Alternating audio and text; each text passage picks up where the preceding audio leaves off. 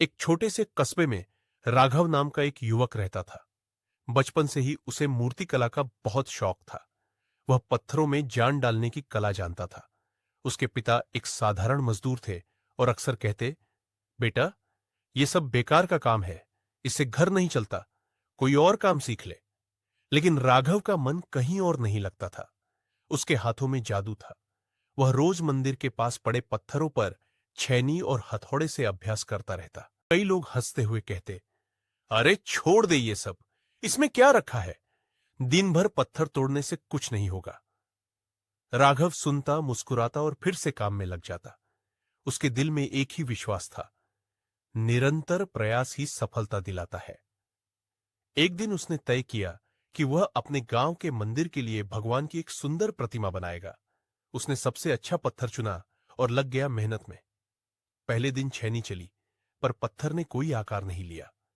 दूसरे दिन फिर कोशिश की, पत्थर टूटा, हाथों में छाले पड़ गए। तीसरे दिन थक कर बैठ गया। मन में आया, शायद सब सही कहते। लेकिन तभी उसने पास के एक पुराने पत्थर पर नजर डाली, जिस पर उसने सालों पहले अभ्यास किया था।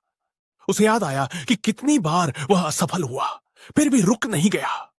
वह उठा, आंसू पोंछे और बोला, अगर पत्थर टूट सकता है तो मेरी हिम्मत क्यों नहीं। दिन हफ्तों में, हफ्ते महीनों में बदल गए।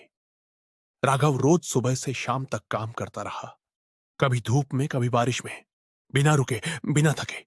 उसकी हथेलियां कठोर हो चुकी थीं, पर दिल में जुनून अब भी वैसा ही था।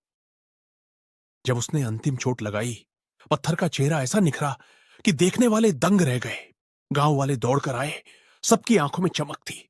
किसी ने कहा, यह तो चमत्कार है। तो किसी ने बोला, हमने गलत समझा था, यह लड़का कलाकार है। मंदिर में वह प्रतिमा स्थापित की गई और राघव का नाम पूरे जिले में फैल गया। लोग दूर दूर से उसकी कला देखने आने लगे। राघव बस मुस्कुराकर कहता, अगर मैंने बीच में हार मान ली होती तो आज ये दिन कभी नहीं आता। कहानी की सीख, निरंतर प्रयास ही सफलता दिलाता है।